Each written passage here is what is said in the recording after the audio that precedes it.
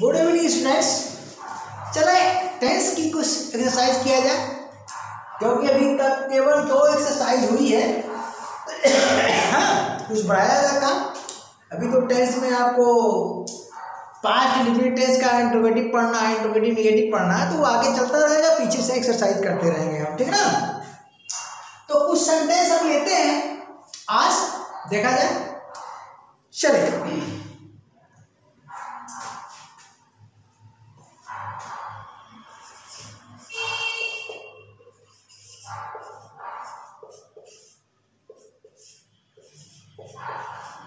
अंधेरी रात भयावह। अब देखिए अंधेरी रात भयावह।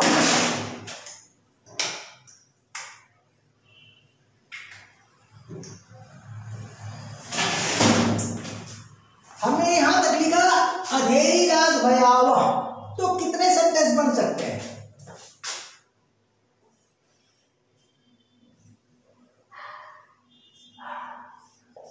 होती है एक सेंटेंस। ओके, जैसा अगर आप मेरे स्टूडेंट हो तो स्ट्रक्चर डन है, ठीक, हिंदी इंग्लिश दोनों। तो होती है,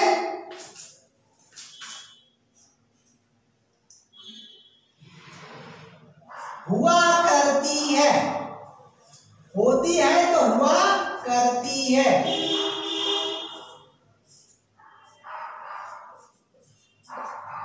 और अंधेरी रात भयावह लगती है,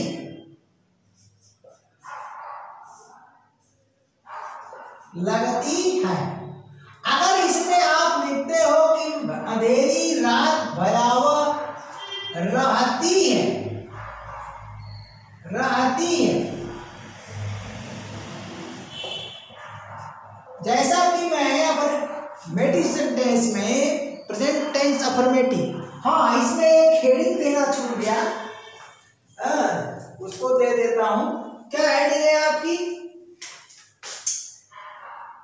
तभी तो आप जानोगे। नीचे में दिया करता था, साइड में दे देता। Is and are sentences, sentences, ये हेडिंग मैं देता था कहां पर? यहां पर आप दे लीजिएगा, मिस हो गया है। तो टेंस एक्सरसाइज आप कर रहे हो, लेकिन किस पर? इज एम आर पर। किस पर कर रहे हो? इज एम आर पर। ओके, उसको नीचे कर देना। तो चलो, तो इज एम आर पर मैं हिंदी में कुल 6 स्ट्रक्चर दिया था। अब उसमें से देखिए क्या क्या लागू हो रहा है। अंधेरी रात भयावह होती है, हुआ करती है, लगती है, रहती है,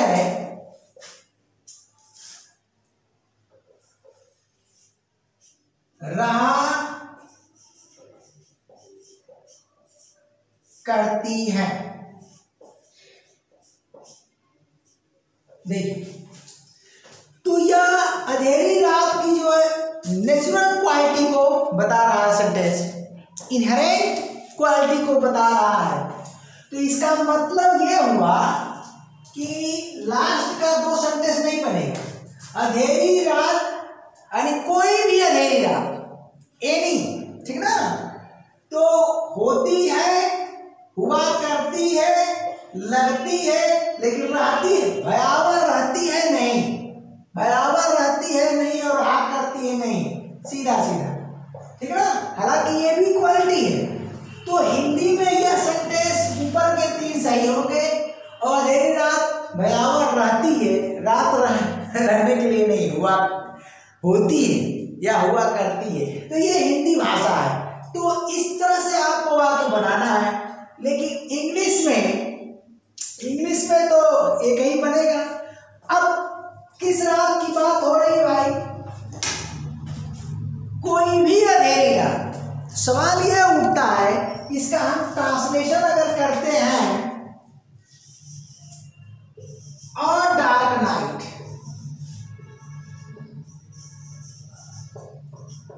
is होरिबल, HORRIBLE है, या टेरिबल, ठीक ना, टेरिबल, ये हुआ प्रेजेंट टेंस। और एक ट्रांसलेशन हम द लगा के कर देते हैं, द डार्क नाइट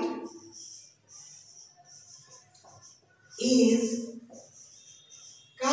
वही सेम चीज उतार देते हैं, होरिबल आर्लिक टेरिबल। तो कौन सही है? अगर हम द लगाते हैं तो आर्टिकल आप पढ़ चुके, द लगाएंगे तो किसी खास रात की बात हो जाएगी, प्रत्येक अंधेरी रात की बात नहीं होगी। जबकि सेंटेंस है प्रत्येक, यानी कोई भी अंधेरी रात, तो इसका मतलब यह सेंटेंस सही है और यह गलत है। इस चीज का आपको ध्यान देना और यही सब चीजें सीखना है। अब चलिए नेक्स्ट सेंटेंस, ये बन गया। अब अगला हम सेंटेंस लेते हैं, बिटाना तो मुझे पड़ेगा, ठीक है, तो उतार लीजिए, ठीक है, बैठ जाता हूं।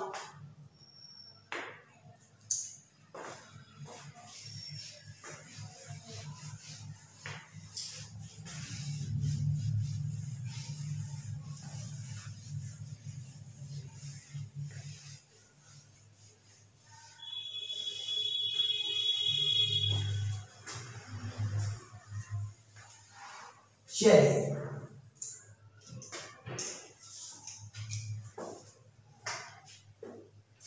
अब मैं लिखता हूं एक निगेटिव सेंटेंस में,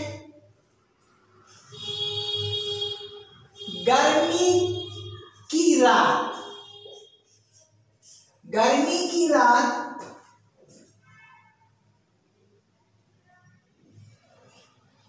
ठंडा, गर्मी की रात ठंडी नहीं हुआ करती है,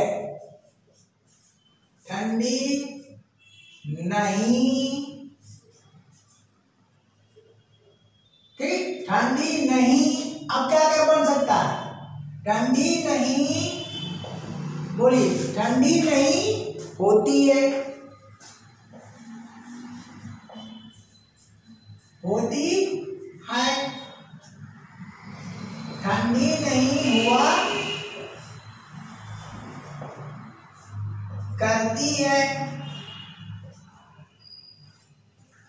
कि ठंडी नहीं हुआ, देखिए ठंडी नहीं हुआ, अब ऐसे ठंडी नहीं होती है, ठंडी नहीं हुआ करती है, ठीक ना।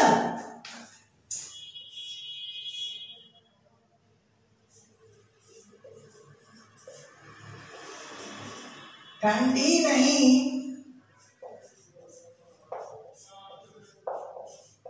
लगती है, ठीक, ठंडी नहीं रहती है,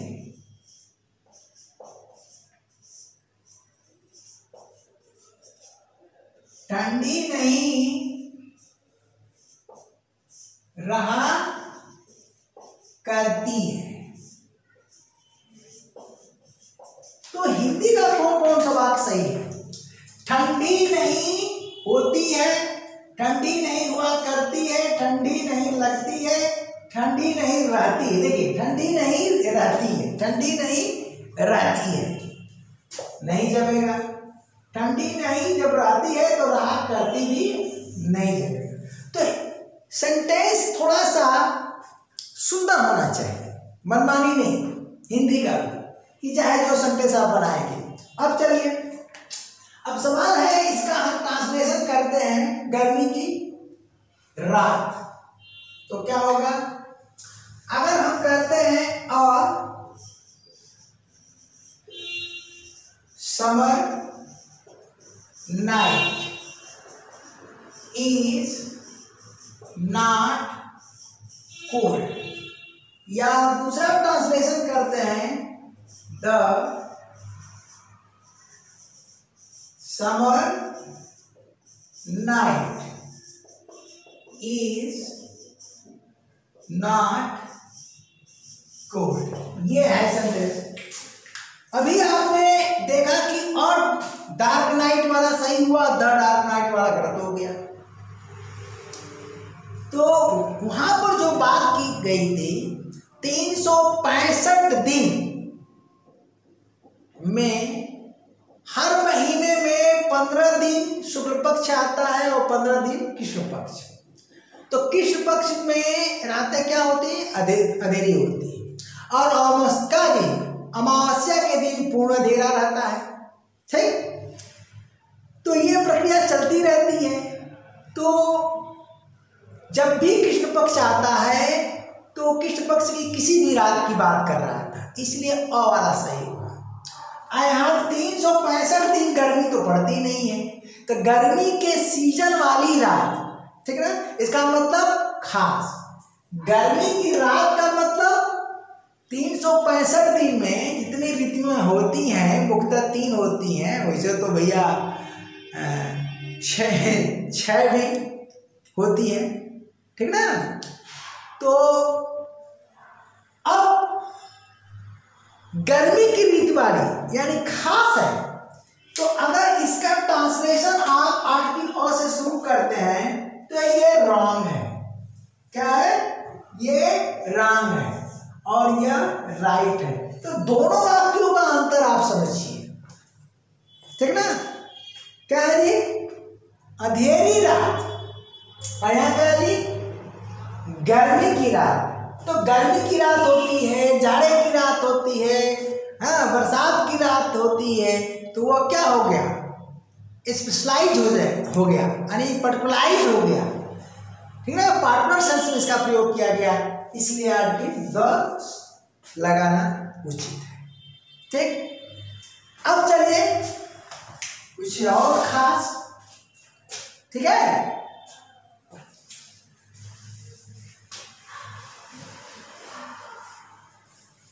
अब अगर हम अफर्मेटिव बना देते हैं तो आप इंट्रोगेटिव बना ही लोगे, अगर निगेटिव बना देते हैं तो आप इंट्रोगेटिव निगेटिव बना ही लेंगे, ठीक ना। ये तो प्रैक्टिस है, ठीक ना, एक्सरसाइज करना है आपको। तो वही चीज मैं दूंगा जिसमें आपको कंफ्यूजन, और वही कंफ्यूजन मुझे दूर करना है, ठीक है ना भैया।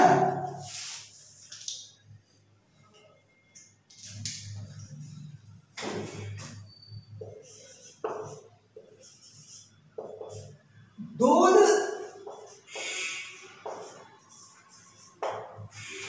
सफेद होता है,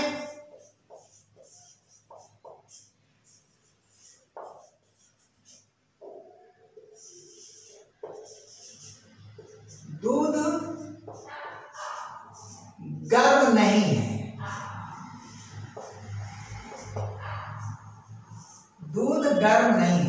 एक अफर्मेटिव लीजिए और एक निगेटिव लीजिए, तो इंट्रोगेटिव और इंट्रोगेटिव निगेटिव अपने आप बना लेंगे स्नो टाइप, ठीक ना। और जहां डब्ल्यू टाइप की जरूरत है वो भी बन जाएगा। बताइए, दूध सफेद होता है, दूध गर्म नहीं है। अब यहां पर दूध पार्टिकुलर सेंस में नहीं प्रयुक्त है, उसको पर्टिकुलराइज नहीं किया गया। दुनिया का दूध सफेद होता है, तो यह है singular uncountable common noun, singular uncountable common noun. तो आप कोई आर्टिकल नहीं लगाओगे, कोई आर्टिकल यहाँ नहीं लगेगा, क्योंकि सिंगुलर अनकाउंटेबल कॉमन नाउन के पूर्व जैसे ऑयल है, डीजल है, पेट्रोल है, मिल्क है, वाटर है, ये क्या है? सब के सब सिंगुलर अनकाउंटेबल कॉमन नाउन होते हैं। तो इनके पूर्व किसी आर्टिकल का प्रयोग नहीं होगा। कब होगा? जब उसे हम पार्टिकुलराइज करेंगे यानी पार्टिकुलर बनाएंगे। तो मिल्क इज क्या दी? वाइट। ये ट्रांसलेशन हो गया, ठीक। तो चाहे स्टूडेंट बड़ा हो और चाहे स्टूडेंट छोटा हो, कंपटीशन दे रहा हो या एकेडमिक पढ़ रहा हो, हाई स्कूल इंटर में, तो मेरा इंग्लिश ग्रामर सबके लिए है, या किसी को सीखना हो, स्पोकन इंग्लिश बोलना हो, तो उसे यह ज्ञान होना चाहिए कि हम द मिल्क लिखें कि मिल्क लिखें, तो यहाँ द मिल्क नहीं होगा। ठीक, यहाँ पर अगर हम देखिए तो यह वाक्य सही हो गया। अगर हम द मिल्क कर देते हैं, ठीक है ना, द मिल्क कर देते हैं, और मिल्क तो बिल्कुल ही नहीं होगा, द मिल्क इज वाइट। ठीक है, तो ये क्या हो जाएगा, यह क्या हो जाएगा, राम हो जाएगा, जबकि यह क्या है, राइट है। अब चलिए, दूध गर्म नहीं है, यानी क्या आपके घर का, आपके भगोने का, यानी जिस बर्तन में आप रखे हैं तो उसके लिए कहा गया कि गर्म नहीं है, ठंडा हो गया है।